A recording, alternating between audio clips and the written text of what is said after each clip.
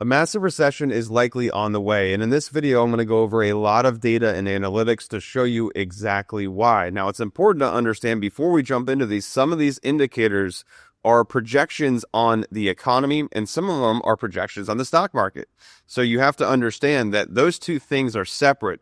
But what often happens is the stock market and asset prices and just financial markets in general, they tend to forecast things in before they happen in the economy because markets are forward thinking. So oftentimes the stock market will top before an actual recession takes place, and you start to see a decline, and then the economic recession tends to take place. And then same thing with the bottom of the market. Oftentimes the market bottoms before the recession actually ends, and then the recession ends and the market, continues higher. So this first indicator has a 100% hit rate on recessions, which is the percent of civilian labor force unemployed 15 weeks and over. So if we look at this blue line, every single time the blue line trends up, we then have a recession. And sometimes the recession starts even before the blue line trends up. But historically, every single time that blue line has gone up, we've had a recession, which is shown by these gray boxes. And if we look at where we're at today, what is the blue line doing right now? Okay, it has been on an uptrend since 2023, 2024. And we still have not seen a recession yet. So will this indicator still have a 100% hit rate by us actually going into a recession? Or is this going to be the first time in history that this indicator is actually incorrect? Now, another thing that people tend to believe is bullish for the stock market and for the economy is when the Fed pivots. So when the Fed actually is hiking interest rates, then they pause rates and then they start to drop rates. Historically, people think this is a bullish thing, right? Because if they bring down interest rates, that makes debt less expensive. That's going to incentivize more people to borrow money, which then would likely allow them to spend more money. The businesses make more money and the stock market goes up and the economy does better. But in fact, if you look, the majority of the time, which is shown by these purple triangles, that is where the pivot happens. Now, if we look on the left-hand side, the bottom chart is the S&P 500 drawdown percentage. So how much the stock market, the S&P 500, came down on a percentage basis from the top.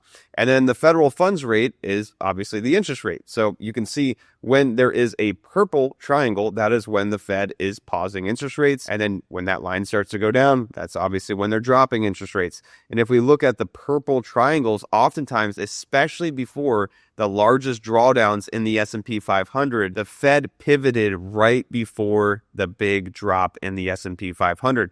Now, this does not have a 100% hit rate, but I'm going to show you one thing we can layer on top here in a second to dramatically increase the accuracy of this. But I think it's important to understand, especially, you look at 2000, you look at 2008, huge 50% drawdowns in the market. And that happened right after the Fed pivoted, which we just had the Fed pivot recently. Now, another thing to do with interest rates is something called the yield inversion or the yield curve. Right now, we had a massive yield inversion, which I'm going to show you here in a second. But if we look at it, this is just how short-term interest rates react with longer-term interest rates. So when shorter-term interest rates go up, you're going to see this black line dip below. And then when short-term interest rates start to come down, then you see this black line uninvert. So the inversion and uninversion. When the inversion happens, that's a sign that, okay, let's go ahead and wait for this uninversion when rates start to drop. And when that uninversion happens, it's usually 3 to 9 months before you see some major drop in the stock market. And that's exactly what happened in 2001. And then once again in 2008, you saw the yield inversion and uninvert. And then once again, you saw that even during the COVID flash crash.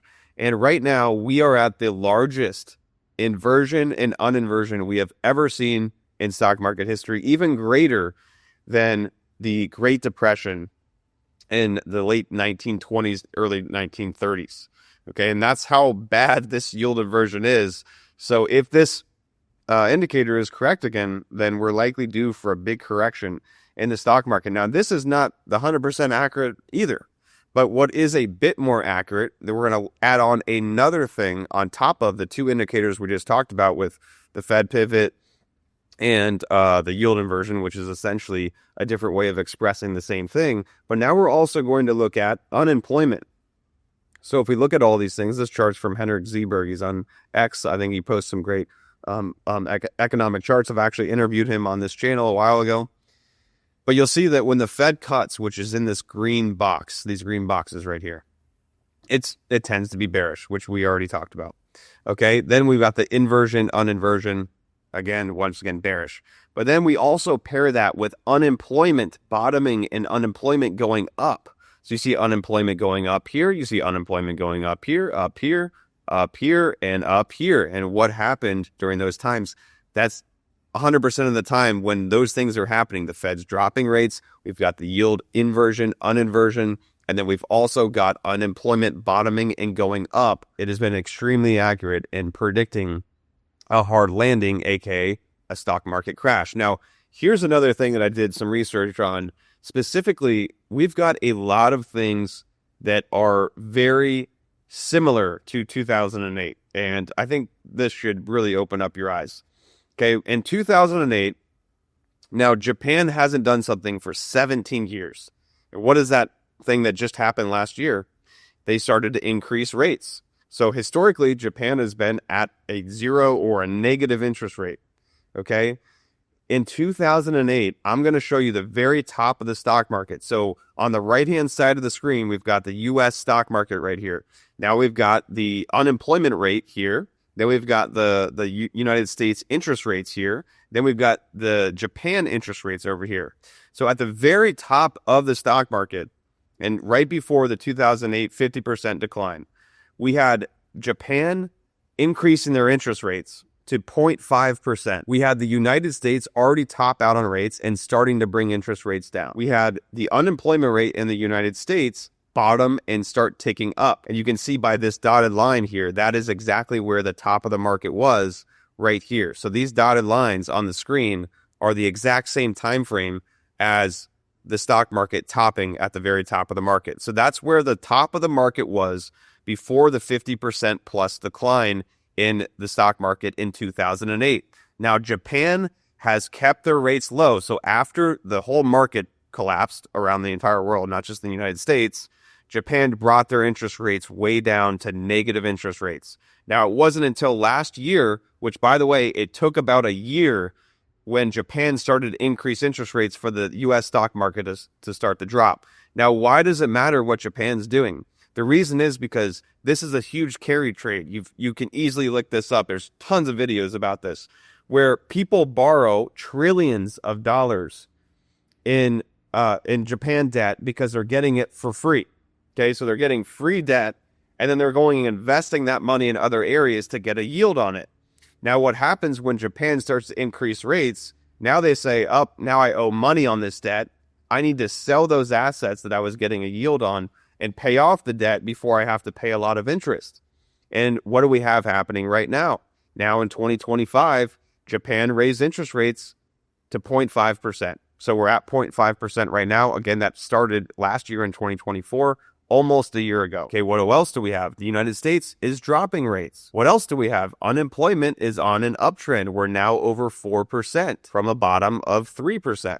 A little bit above 3%. So on a slight uptrend. And then where is the equity market? Oh, we potentially just topped around 6150. So if this is correct, I mean, this is the same exact thing. Japan rates at 0.5%, United States interest rates coming down, unemployment ticking up. Not massively, but slowly ticking up. And then you can see the S&P 500 from a technical perspective really looks like it topped out, which I'm going to go over here in a second. But remember, this is the same thing that we saw. Unemployment ticking up slightly, U.S. dropping rates, Japan at 0.5%, and the equity market topped. Okay, so it's very eerily similar to 2008. Okay, another thing we've got from cross-border capital here, which is just showing that investors are going risk off. So historically, there's times where the market goes risk on and really puts more money into equities, puts more money into speculative investments. And there's times where the investors say, no, I need to take chips off the table and go into safer things like bonds and gold. And you can see that the trend is starting to trend down now, where investors are starting to go a little bit more risk off. Okay, another thing I went over in my previous two videos, if you haven't watched those, there's tons of value in there. Bonds are way undervalued relative to stocks. You can see how low the bond market is relative to the equity market. We've never seen this much divergence, which shows that investors are likely ready to go risk off and start buying things like bonds and gold and things that are a little bit safer. Now, here's a shocking thing that I didn't know it was really this long, is the S&P 500 has been on a massive run since 2008. And if we look at recessions, they on average happen every 6.5 years. Now, the real last recession we've had has been 16 years ago, which was in 2008. If we look in 2020, we had a recession that lasted only 2 months. And that was from the COVID flash crash. So really that is, that's not a real recession, right? That was a synthetic recession that only lasted 2 months. Typically recessions last over a year. I mean, sometimes slightly less, sometimes slightly more. But if we look at the red box here, this is the recession of 2007, 2008, and even a bit into 2009. And you can see we have not had a recession. In fact, we just had a massive melt up with one small bear market. I mean, you had a flash crash from 2000 and then a small bear market in 2022. Okay, historically, the stock market goes up in cycles. It goes up 10 to 20 years. Then it goes sideways 10 to 20 years. And we've been up and to the right for quite a long time. Also, if you look at where just price action, just from a technical perspective, it looks like stocks are at the point where they're starting to break that trend. You can see something called bearish divergence, which is just very simple from the RSI starting to go down, down, down, and the equity market was still going up. Same thing here. We've been bearish divergence really since March of 2024, where the stock market was going up. You can kind of see a rounding top here, and now we've started to break that trend, and you can see the RSI, which is just the strength of the asset, has plunged below 50. Now, maybe I'm not the smartest man on earth. I know that I'm not. But who is one of the smartest investors of all time? It is Warren Buffett, which he has a massive stockpile of cash, which showed that he is going risk off. He's been doing this since 2024. He now has $325 billion in cash. Now, how can you potentially benefit from this overall situation? Now, none of this is financial advice. You've got to do your own research, but I always like applied knowledge. I like to know, okay, how could I potentially position myself in a place to win?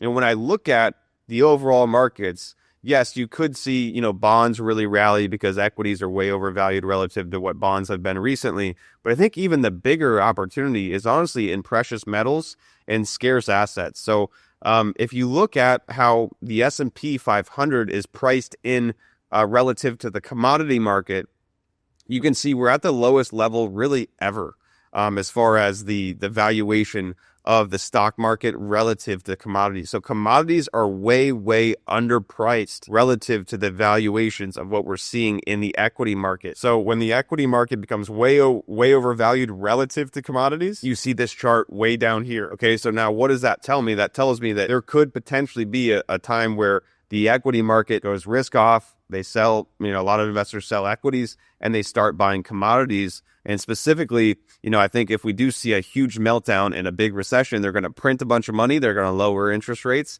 And then what's going to become extremely valuable? It's scarce resources and assets, such as gold. So if we look at what happened in 2008, gold went through a huge decline of 34%. Okay, which is relatively big, although it went on a pretty big uptrend right leading into that as well, which gold is doing that exactly right now. And then we see a 34% decline. But then after that, what did we see?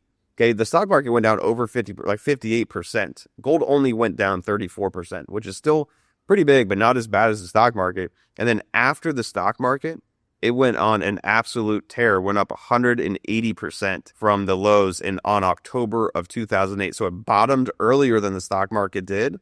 And then it went up 180% into September. It topped at September of 2011. So I think that is probably one of the biggest opportunities when I just look at it from a investor standpoint. If we look at equities right now and all those indicators I just talked about, it's really looking like potentially another 2008 could be happening, where we do see a big drawdown in the S&P, and then I do believe they're going to print a bunch of money, lower interest rates, and then you see scarce assets like precious metals. And specifically, I think now that we're in the digital era, I think that Bitcoin is going to go absolutely insane after they print money and after the stock market bottoms. But right now, it's kind of risk off. So it's a little bit uncertain for the crypto market. So anyways, hope you got some value from this video. Again, this is for educational purposes only. If you got value and you think that someone else would get value, please share this with that other person. Feel free to comment below if you got a perspective, if you got other data that I should look at. I would love to hear that data. Okay, I like to look at things from an unbiased point of view. I'm just trying to give out the best resources that I possibly can. So if you got some other data points that maybe I need to consider, please let me know in the comments below. Thank you so much for watching, and I'll see you here on this next video.